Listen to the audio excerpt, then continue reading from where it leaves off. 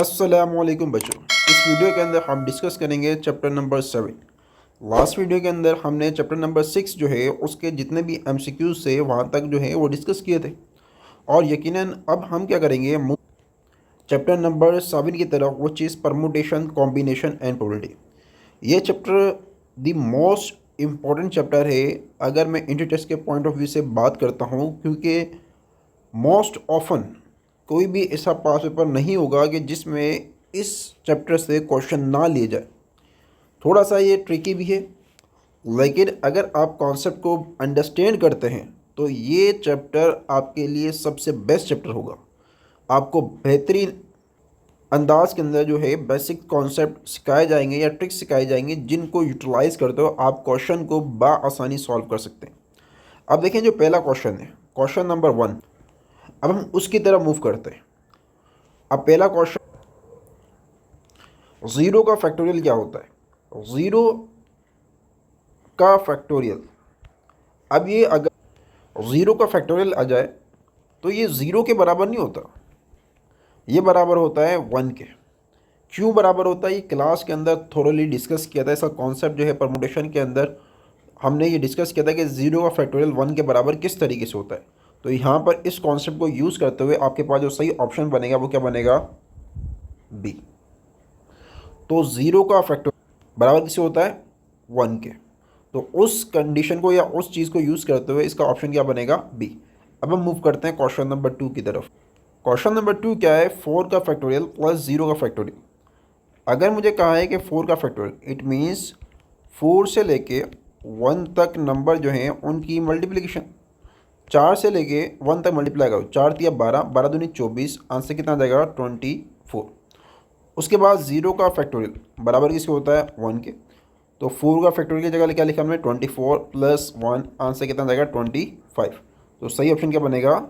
सी। तो ये था आपके पास क्वेश्चन नंबर 2। अब हम मूव करते हैं क्वेश्चन नंबर 3 की तरफ। क्वेश्चन नंबर 3 क्या है? n+3 का फैक्टोरियल अपॉन n+1 का फैक्टोरियल।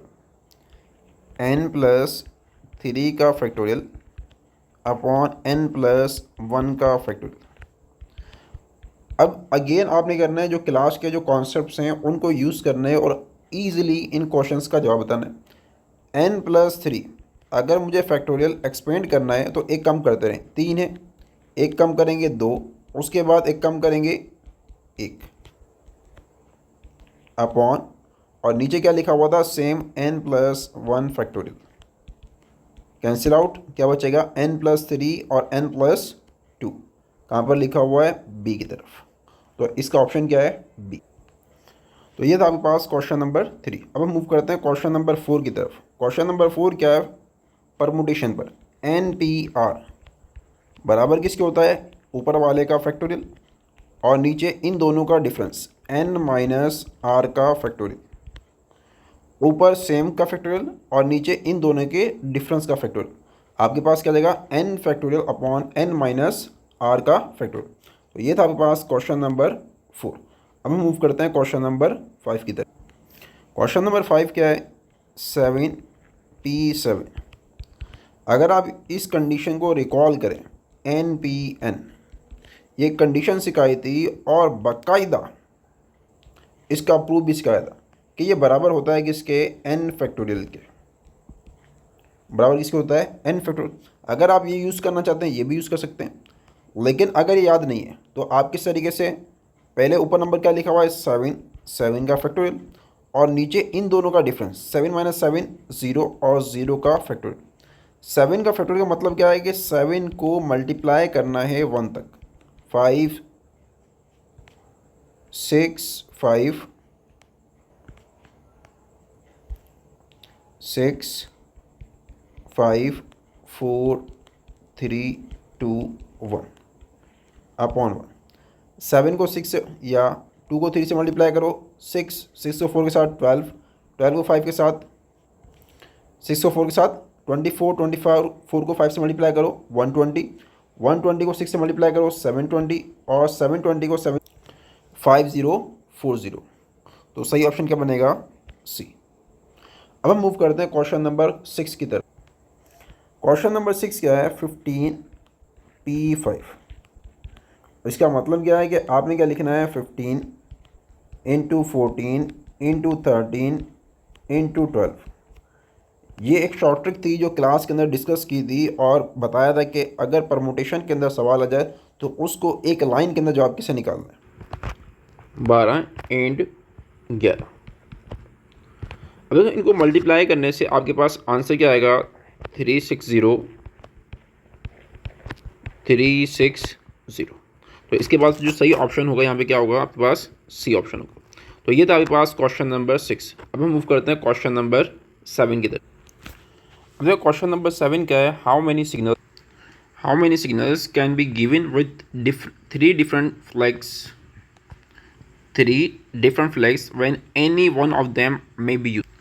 अब देखें, अगर आपके पास तीन चीज़ें हैं और तीनों को अरेंज करना है, मतलब तीनों को ही सिलेक्ट करके अरेंज करना है, तो ये बराबर होता है n फैक्टोरियल, मतलब जो नंबर ऊपर लिखा हुआ है 3 उसका फैक्टोरियल, और 3 का जो फैक्टोरियल है वो बराबर इससे होता है 6 के।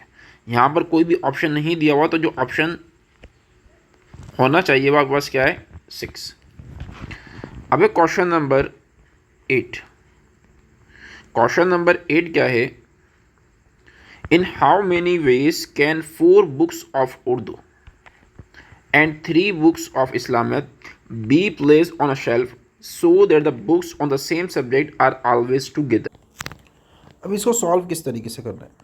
पहली चीज़ आपके पास उर्दू है और दूसरा आपके पास क्या है, इस्लामियत है।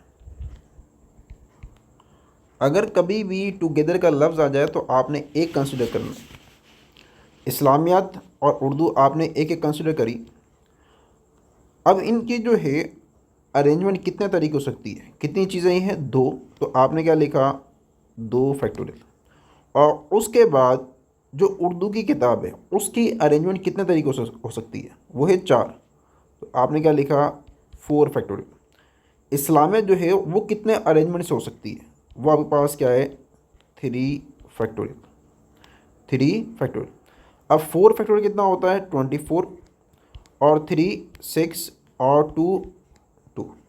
अगर 24 को 6 से मल्टीप्लाई करें देन 2 से, इसका आंसर आपके पास 288, 288।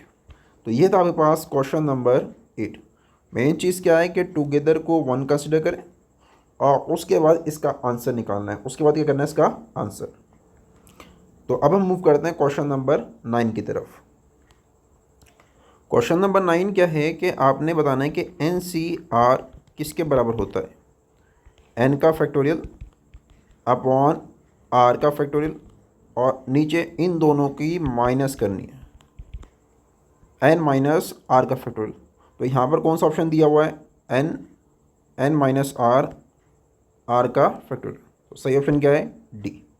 तो ये था आपके पास क्वेश्चन नंबर 9। अब मूव करते हैं क्वेश्चन नंबर 10 की। अब क्वेश्चन नंबर 10 क्या है, 4C4। आपको ये बता चुका हूँ कि अगर कॉम्बिनेशन के अंदर ऊपर और नीचे जो है नंबर सेम हो तो ये बराबर हमेशा किसके होता है, 1 के निकालने की ज़रूरत नहीं है। यहाँ पे कंडीशन क्या थी कि NCN जो है वो बराबर किसके होता है, 1 के, बराबर किसके होता है, 1 के। तो सही ऑप्शन क्या बनेगा, सी। तो इस वीडियो के अंदर हमने ये चंद जो इम्पोर्टेंट MCQ से क्वेश्चन नंबर 10 तक इनको डिस्कस किया। अब नेक्स्ट वीडियो के अंदर हम क्या करेंगे, क्वेश्चन नंबर 11 और ऑनवर्ड्स जितने भी क्वेश्चंस हैं उनको सॉल्व करने की कोशिश करेंगे। तब तक आप क्या करें, इन क्वेश्चंस की री-प्रैक्टिस करें, मतलब दोबारा आपने इन क्वेश्चन को सॉल्व करना है, एक दफ़ा खुद से सॉल्व करना है, ताकि आपको ये आइडिया हो कि आप कौन से क्वेश्चन के अंदर लैग कर रहे हैं या कौन से कॉन्सेप्ट के अंदर लैग कर रहे हैं। जब तक आप अपनी गलती को आइडेंटिफाई नहीं करेंगे तो आपको पता नहीं चलेगा कि आपने जो गलती कर रहे हैं वो कौन सी है, और आप अपने अंदर इम्प्रूवमेंट नहीं ला सकते। तो मेन चीज़ ये है आइडेंटिफिकेशन ऑफ योर मिस्टेक्स या your flaws, so that you can be a better version of your self. तो आपने क्या करना, इनकी प्रैक्टिस करनी है और ख़ुद को बेटर जो है रिजल्ट की तरफ लेके जाना है। और हम नेक्स्ट वीडियो के अंदर नेक्स्ट क्वेश्चन या मज़ीद जो क्वेश्चन हैं उनको सॉल्व करेंगे। तब तक अल्लाह हाफिज़।